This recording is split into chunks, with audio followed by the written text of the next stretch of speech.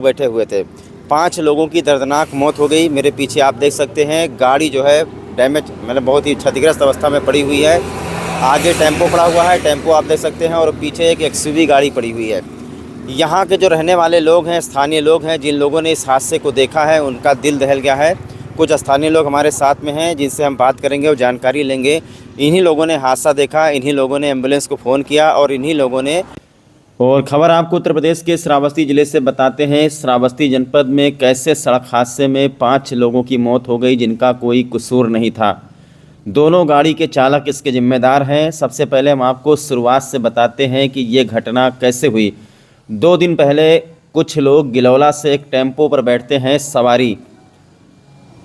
Tempo पुराना tempo है, आज के ज़माने में ई रिक्शा चल रहा है, लेकिन पुराना वाला टेम्पो गिलौला से इकौना की तरफ निकल रहा था। किसी को मालूम नहीं था कि आज जो लोग बैठ करके जा रहे हैं, कोई किसी काम से जा रहा है, कोई दवा कराने जा रहा है, कोई बैंक जा रहा है, कोई सामान लेने जा रहा है। 5 लोग गिलौला से बैठते हैं।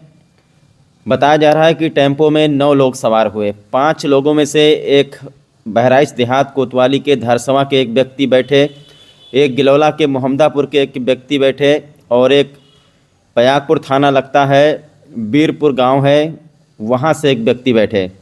एक महिला भी इसके अंदर सवार थी टेम्पो के अंदर। और उसके बाद में आपको बता दें कि इकौना थाना क्षेत्र के पांडेपुरवा के निवासी एक व्यक्ति हैं, वो भी इस टेम्पो में बैठे। और इकौना थाना क्षेत्र के ही बरईपुरवा के निवासी एक व्यक्ति हैं, वो भी इस टेम्पो पर बैठे। टेम्पो सवारियों को भर करके गिलौला से इकौना की तरफ आ रही थी। सीता द्वार मंदिर क्रॉस कर चुके थे, मोहनीपुर चौराहे पर पहुँचे थे। मोहनीपुर चौराहे से इकौना जाना था। मोहनीपुर चौराहे से जैसे इकौना की तरफ बढ़े, थोड़ा सा आगे जमुना गांव पड़ता है, वहां पर पीछे से एक सफ़ेद रंग की एक्सयूवी कार जो आप देख रहे हैं पड़ी हुई है। इसने पीछे से ही सवारियों से भरी हुई टेम्पो को जोरदार टक्कर मारी, जिसके बाद में दोनों गाड़ियां अनियंत्रित होकर के तकरीबन 10-15 फीट गहरे गड्ढे में गिर गईं और 5 लोगों की पलक झपकते ही मौत हो गई। इतना भीषण सड़क हादसा था। इसमें से कई लोग घायल हो गए, जिनको स्थानीय लोगों की मदद से नज़दीकी स्वास्थ्य केंद्र इकौना के सामुदायिक स्वास्थ्य केंद्र में भर्ती कराया गया। एक महिला भी इसके अंदर बैठी हुई थी जिसकी जान बच गई। एक्सयूवी का जो ड्राइवर है, एक्सयूवी में 2 लोग बैठे हुए थे, एक व्यक्ति का हाथ टूट गया, वो दोनों लोग सुरक्षित हैं, लेकिन बाकी जो सवारियाँ इस टेम्पो के अंदर बैठी हुई थी।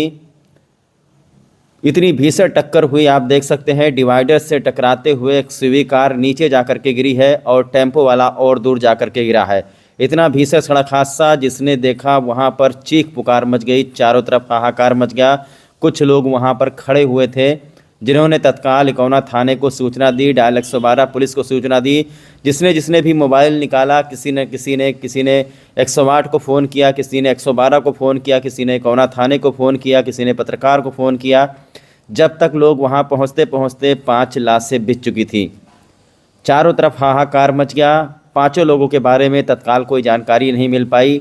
5 लोगों की मौत हो गई।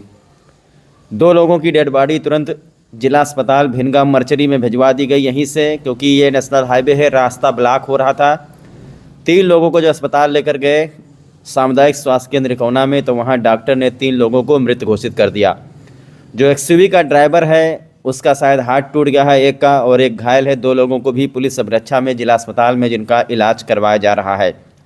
ये हादसा अपने आप में एक सबक है कि अगर आप लोग किसी सवारी गाड़ी से यात्रा कर रहे हैं तो आप लोग ये सुनिश्चित कर लें कि आपका जो ड्राइवर है वो कहीं शराब तो नहीं पिए हुए है, आपका जो ड्राइवर है कान में एयरफोन तो नहीं लगाए हुए है, आपका जो ड्राइवर है वो बार बार किसी से मोबाइल पर फ़ोन से बात तो नहीं कर रहा है, या उसका बिहेवियर कैसा है, उसका बर्ताव कैसा है। क्योंकि अगर आप किसी गाड़ी में बैठते हैं तो आपका पूरा लाइफलाइन, आपकी पूरी जीवन रेखा, आपका पूरा कंट्रोल उस ड्राइवर के स्टीयरिंग पर होता है। अगर वो ड्राइवर चाहे तो आपको नदी में गिरा दे, अगर वो ड्राइवर चाहे तो आपको सुरक्षित आपके गंतव्य स्थान, आपके डेस्टिनेशन तक आपको पहुंचा देगा। तो किसी भी गाड़ी में अगर आप लोग यात्रा कर रहे हैं, अगर ड्राइवर का हाव भाव अगर आपको ठीक नहीं है, यदि ड्राइवर को नींद आ रही है, या ड्राइवर कोई ऐसा काम कर रहा है जिससे सवारियों को खतरा है, तो तुरंत आप लोग सवाल उठाइए। अगर वो ड्राइवर यातायात नियमों का पालन नहीं कर रहा है, तत्काल ट्रैफिक पुलिस को या स्थानीय पुलिस को फ़ोन लगाइए, क्योंकि सवारियों की पूरी जिम्मेदारी आखिरकार उस ड्राइवर की होती है। देखिए कितना भीषण सड़क हादसा, इलेक्ट्रिक पोल जो है खंभा भी टूट गया है। इसमें बिजली भी दौड़ रहा था। तो 5 लोगों की मौत का जिम्मेदार आखिरकार कौन है, ये हमारे यहाँ उत्तर प्रदेश के श्रावस्ती जनपद के इकौना पुलिस को पता लगाना है और जो परिवार ख़त्म हो गए हैं उनको न्याय दिलाना है। ग्रेट श्रावस्ती चैनल मृतकों के परिवार के प्रति अपनी संवेदना व्यक्त करता है और इसके साथ साथ 2024 में सड़क हादसे में मरने वाले लोगों के प्रति हम लोग शोक संवेदना व्यक्त करते हैं और अपने चैनल के माध्यम से सबको समझाते हैं। पता नहीं 2024 में कितने सड़क हादसे हुए श्रावस्ती जनपद में। एक तो श्रावस्ती जनपद सड़क हादसों के लिए बहुत ही ज़्यादा बदनाम है, क्योंकि नेशनल हाईवे 730, इस पर तेज़ रफ्तार का कहर अक्सर देखने को मिलता है। इस पर गाड़ियों की स्पीड कम नहीं होती है क्योंकि यह नेशनल हाईवे है। ये बलरामपुर बहराइच मार्ग नेशनल हाईवे 730 गिलौला सीताद्वार से लेकर के कटरा बौद्ध स्थली हवाई पट्टी तक पूरी सड़कें खून से रंगी हुई हैं। इसको हम लोग मौत का हाईवे कहते हैं। इस पर अगर आप गाड़ी चला रहे हैं तो आपको बहुत ही सावधान और सतर्क रहना है। सबसे ज़्यादा सड़क हादसे सीताद्वार मंदिर से लेकर के इकौना के बीच में होते हैं। इसीलिए जब भी आप लोग इस सड़क से यात्रा करें, आप लोग यातायात नियमों का पूरी तरीके से पालन करें। 2 पहिया वाहन चलाते वक्त आप लोग हेलमेट लगाएं, किसी को बिना कारण ओवरटेक न करें। गाड़ी पर 3-4 सवारियों को बिल्कुल न बैठाएं। कुछ लोग बच्चों को आगे बैठा लेते हैं जिससे हैंडल मोड़ने में दिक्कत होती है, ऐसा आप लोग बिल्कुल ना करें। और जो नियम बताए गए हैं कि आपको सड़क पर किस तरह चलना है, किनारे चलना है, सफ़ेद पट्टी बनी हुई है उसका अनुसरण करना है, इसी तरीके से आप लोग यात्रा करें। ठंडी का सीज़न है, कोहरे में आप लोग बेवजह यात्रा ना करें। रात को जब घना कोहरा छा जाता है तो रास्ता दिखाई नहीं पड़ता है। सबसे ज़्यादा ज़रूरी यह है कि 4 पहिया वाहन चलाते समय आप लोग शराब पी करके गाड़ी बिल्कुल न चलाएं। उसका दरवाज़ा बंद रहता है, इसीलिए नशे में आपका मानसिक संतुलन बिगड़ जाता है। बहुत सारी चीज़ें हैं जिसका आप लोगों को पालन करना है। 2024 में सड़क हादसों में जितने लोग मारे गए हैं उनके परिवार के प्रति मेरी संवेदना है और ईश्वर उनको सब्र दे, उनको शक्ति दे। किसी का भाई चला गया, किसी का इकलौता बेटा चला गया, कोई पत्नी विधवा हो गई, किसी का लाल चला गया, किसी के पिता चले गए।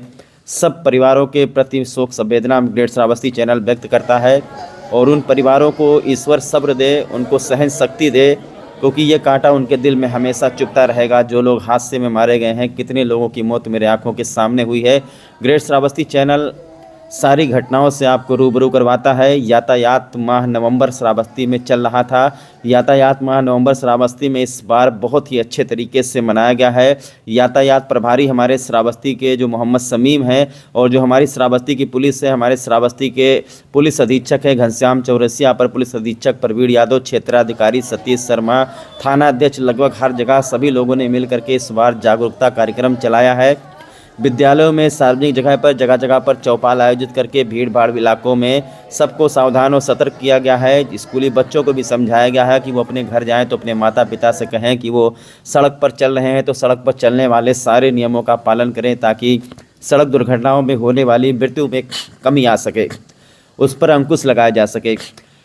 हेलमेट लगाने का मुख्य उद्देश्य आप लोग जानते हैं। यदि मान लो कहीं दुर्घटना हो भी गई तो आपके सिर का हिस्सा बचा रहेगा, तो आपकी ज़िंदगी बचाई जा सकती है। तो ये जो भीषण सड़क हादसा हुआ है, 5 परिवार, इसमें 5 परिवारों के बीच में मातम पसरा हुआ है। 5 परिवारों से लोग चले गए, उनके दिल पर आखिरकार क्या बीत रहा होगा। ऐसा सड़क हादसा दोबारा ना हो, इसीलिए आपको सावधान और सतर्क रहना है। हर एक इंसान को जिम्मेदारी लेनी होगी। ये नहीं कि कोई ड्राइवर शराब पिए है तो आप उसकी गाड़ी में बैठ जाएं। हर चीज़ की आप लोग जानकारी रखिए। जैसा मैंने आपको बताया कि आप किसी भी, या प्लेन में बैठे हैं, या ट्रेन में बैठे हैं, या बस में बैठे हैं, या टेम्पो में, ऑटो रिक्शा में बैठे हैं, तो उस ड्राइवर के बारे में आप लोग भली भांति समझ लें, क्योंकि आपकी ज़िंदगी की डोर उन्हीं के हाथ में होती है। वो चाहे तो आपको डेस्टिनेशन तक पहुंचा दें, वो चाहे तो आपको गड्ढे में गिरा दें। तो इसी तरीके से कुछ हादसा हुआ है। ये हादसा कैसे हुआ है, यदि कोई सीसीटीवी कैमरा वगैरह यहाँ पर लगा होगा तो इसकी जानकारी ज़रूर मिलेगी। इसकी निष्पक्ष तरीके से जांच होनी चाहिए। आखिरकार 5-5 परिवारों की ज़िंदगी इसमें चली गई। ये हादसा आखिरकार कैसे हुआ है, लोगों का कहना है कि ये जो एक्सयूवी गाड़ी है ये बहुत ही तेज़ स्पीड से आ रही थी। मरने वालों में आपको बता दें, कुछ नाम हमको याद है। एक ललन पांडे हैं, पांडेपुरवा के, एक रफ़ीक हैं, बीरपुर के, गिलौला पयागपुर थाना लगता है, एक बरईपुरवा के हैं, ननके, और बाकी लोग हैं जिनका नाम इस वक्त नहीं पता है। पिछले न्यूज़ में आप लोग देख लीजिए। ये सभी लोग जो है काल के गाल में समा गए। ये नेशनल हाईवे 730 बलरामपुर बहराइच मार्ग इकौना थाना क्षेत्र, इसको मौत का हाईवे ऐसे नहीं कहा जाता है। अगर यातायात नियमों का पालन पूरी तरीके से आप लोग नहीं करते हैं तो समझ लीजिए कि पता नहीं कैसा श्राप मिला हुआ है इस रास्ते को। यहाँ पर आए दिन दुर्घटनाएं होती रहती हैं और लोगों की जान जाती रहती है।